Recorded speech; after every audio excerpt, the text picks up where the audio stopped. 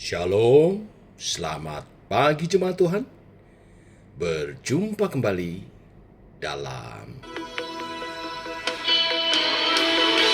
doa pagi online. Bukti kasih.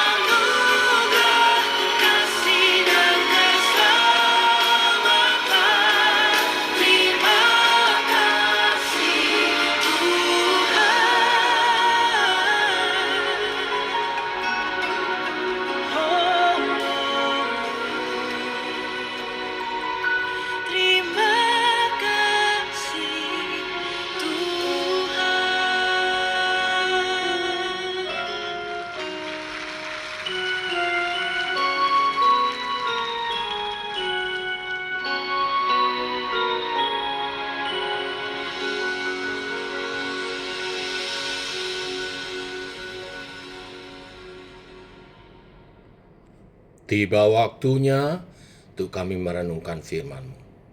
Firman-Mu lah suluh dan terang bagi jalan kami. Berfirman Tuhan, terangi jalan kami, tuntun langkah kami. Dalam nama Tuhan Yesus Kristus. Amin. Bapak Ibu, kita lanjutkan renungan firman Tuhan pada pagi hari ini. Kisah Para Rasul pasal 10. Kisah Para Rasul pasal 10 berbicara tentang pertobatan Kornelius. Tidak saya baca seluruhnya, tapi 3 hari ini kita akan bagi 3 bagian pertobatan Kornelius. Hari ini ayat 1 sampai 8, besok ayat 9 sampai 28, dan hari ketiga ayat 30 sampai 48. Baik, hari ini Kisah Para Rasul 10 ayat 1 sampai 8. Demikian firman Tuhan. Di Kaisarea ada seorang yang bernama Kornelius, seorang perwira pasukan yang disebut pasukan Italia. Ia saleh, ia serta seisi rumahnya takut akan Allah, dan ia memberi banyak sedekah kepada umat Yahudi dan senantiasa berdoa kepada Allah.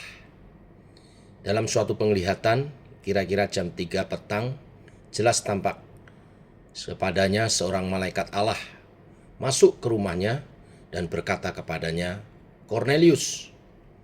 Ia menatap malaikat itu dan dengan takut ia berkata, "Ada apa Tuhan?" Jawab malaikat itu, "Semua doamu dan sedekahmu telah naik ke hadirat Allah dan Allah mengingat engkau. Dan sekarang suruhlah beberapa orang ke Yope untuk menjemput seorang yang bernama Simon dan yang disebut Petrus. Ia menumpang di rumah seorang penyamak kulit yang bernama Simon, yang tinggal di tepi laut." Setelah malaikat yang berbicara kepadanya itu meninggalkan dia, dipanggilnya 2 orang hambanya, beserta seorang prajurit yang saleh dari orang-orang yang selalu bersama-sama dengan dia. Dan sesudah ia menjelaskan segala sesuatu kepada mereka, ia menyuruh mereka ke Yope. Sampai di sini pembacaan kita. Bapak Ibu, bacaan hari ini mengisahkan tentang kejadian di Kaisarea. Inilah yang menjadi sorot untuk pekerjaan Roh Kudus pada tahap di mana Injil diberitakan di antara bangsa-bangsa. Selain karena letak geografisnya yang ada di utara, Kaisarea juga jadi tempat tinggal para petinggi pemerintahan penduduk Romawi di Israel. Salah satu petinggi yang dikisahkan dalam bacaan kita hari ini adalah Kornelius. Dia adalah pemimpin pasukan yang membawai 100 tentara. Dia memimpin pasukan tentara Itali, yaitu kelompok pasukan cadangan yang direkrut dari Itali. Ayat 2 mengatakan bahwa dia adalah seorang yang takut akan Allah. Orang Romawi, tetapi percaya kepada Allah Israel dan beribadah dengan taat dan menunjukkan kesalehannya. Sebagai orang non-Yahudi, tapi hatinya takut akan Allah. Kelompok seperti Kornelius ini memang tidak dianggap sama seperti orang Yahudi, tetapi mereka menjalani sunat dan menjadi petobat seperti orang Yahudi, dan mereka disukai oleh orang Yahudi. Terlebih Kornelius dijelaskan di bacaan kita, dia disenangi oleh orang-orang Yahudi dan diperkenan juga oleh Allah. Dia seorang yang memberi banyak bantuan kepada orang-orang miskin dan memiliki kehidupan doa yang sangat baik, dan juga memberi persembahan yang baik untuk bait Allah. Penulis kitab Roma, Lukas, menekankan 2 aspek dalam kerohaniannya, yaitu Kornelius memperhatikan orang-orang miskin dan memiliki ketekunan di dalam berdoa. Kornelius mempunyai 2 hal itu. Sebetulnya bukan pertama kali Lukas mencatat tentang pemimpin pasukan Romawi yang saleh.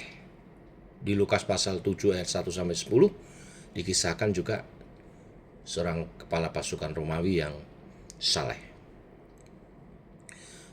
Orang-orang yang di luar Yahudi, bahkan mungkin orang Yahudi walaupun mereka percaya kepada Allah Yahudi masih menganggap kafir. Sebenarnya keadaan yang mempermalukan orang-orang Yahudi, umat pilihan Allah. Tetapi dalam hal kesalehan kalah dengan orang semacam Kornelius. Di ayat 3 dikatakan bahwa seorang malaikat diutus untuk berbicara kepada Kornelius. Malaikat ini terlihat di dalam sebuah penglihatan dan dia memerintahkan Kornelius untuk mencari Petrus. Mengapa malaikat itu tidak langsung memberitakan Injil kepada Kornelius? Nah, ini poinnya Bapak Ibu hari ini. Karena Tuhan mempercayakan pemberitaan Injilnya itu kepada manusia, bukan kepada malaikat. Manusialah utusan Tuhan untuk memberitakan Injil. Pergi, jadilah saksiku.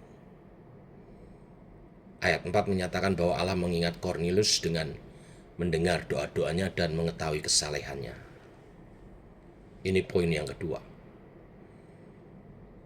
Allah merencanakan untuk memanggil Kornelius, memperkenalkan Injil kepada dia dan menjadikan dia seorang murid Kristus karena Allah telah memperhatikan kesalehan Kornelius.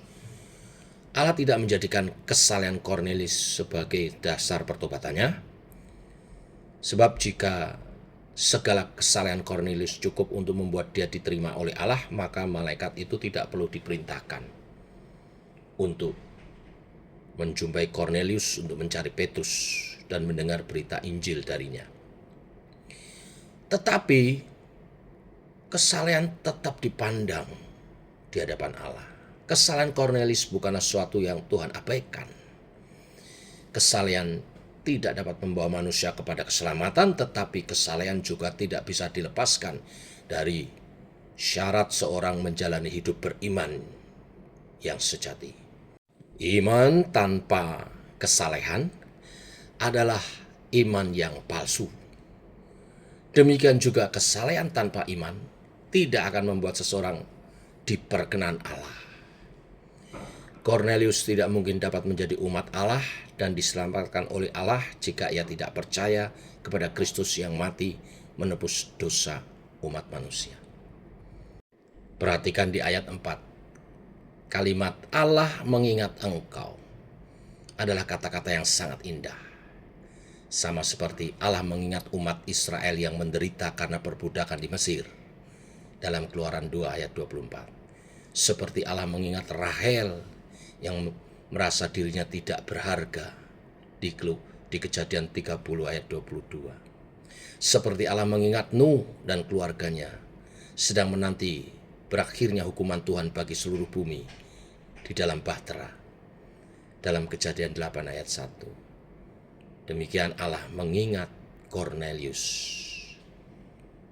seorang non-Yahudi tetapi saleh, percaya kepada Allah. Allah mengingat Kornelius. Ini bukan saja berarti Allah menjalankan janjinya yang telah dia tetapkan, tetapi juga berarti Allah mengasihani Kornelius dan rindu untuk mengubah keadaannya itu. Dia mengasihi Kornelius dan mendengar doa-doanya. Karena Kornelius memohonkan, berdoa, dan menjalani hidup yang saleh karena dia memiliki satu kerinduan yang sangat besar, yaitu untuk dapat berkenan sepenuhnya kepada Allah dan menjadi bagian dari umatnya. Kerinduan yang besar ini diperhatikan oleh Tuhan. Sebagaimana dikatakan di dalam Ibrani 11 ayat 6, Allah memberi upah kepada orang-orang yang sungguh-sungguh mencari Dia. Kornelius menjadi contoh yang begitu baik tentang ketekunan hati dalam mencari Tuhan. Tetapi lebih daripada itu, Kornelius menjadi contoh yang sangat baik tentang bagaimana Allah tidak pernah lupa memperhatikan ketekunan seseorang di dalam mencari Dia dan beribadah kepada Dia. Biarlah kita belajar untuk memberikan perhatian yang sungguh-sungguh terhadap kesalehan kita. Sudahkah sikap hidup dan isi hati kita benar-benar memiliki kerinduan mencari Tuhan dan kebenaran firman-Nya? Baik Sida-sida dari Ethiopia yang kemarin kita renungkan kisahnya, dan sekarang Cornelius, sang pemimpin pasukan Romawi, sama-sama memiliki ketekunan yang sangat besar untuk mencari dan beribadah kepada Tuhan. Maka Tuhan mengingat mereka. Di ayat 5, malaikat itu menyatakan bahwa karena Allah mengingat Cornelius, maka ia harus mencari seorang bernama Simon yang disebut Petrus. Ini pasti suatu berita yang membuat Cornelius sangat menghormati Petrus.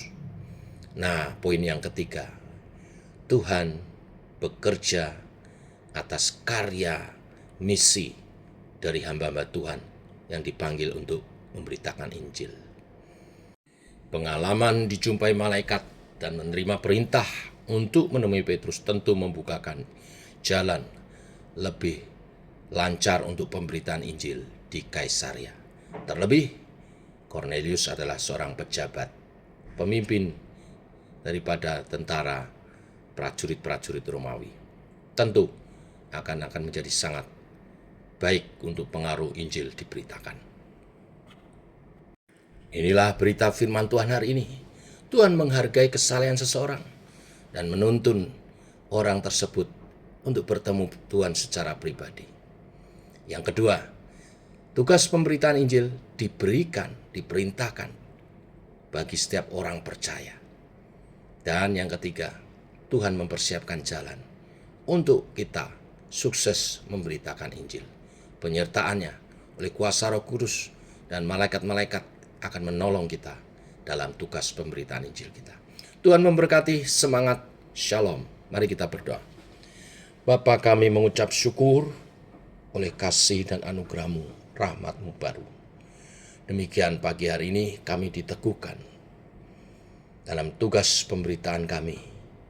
Tuhan turut bekerja dengan cara-Mu Tuhan, dengan kuasa Roh Kudus-Mu, dan juga malaikat-malaikat yang Kau ciptakan untuk melayani Engkau dan menolong tugas pemberitaan Injil kami kepada sesama manusia.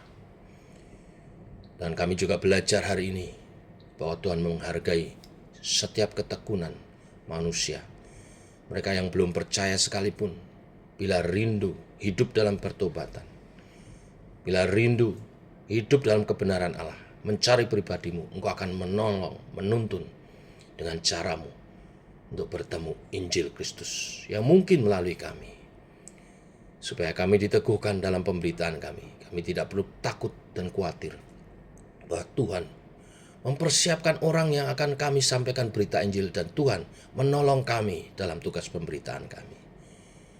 Ajaib karya-Mu, dan Engkau bekerja dengan cara-Mu yang dahsyat. Kami percaya, tuntunlah kami menjalankan tugas pemberitaan kami. Dalam nama Tuhan Yesus Kristus. Amin.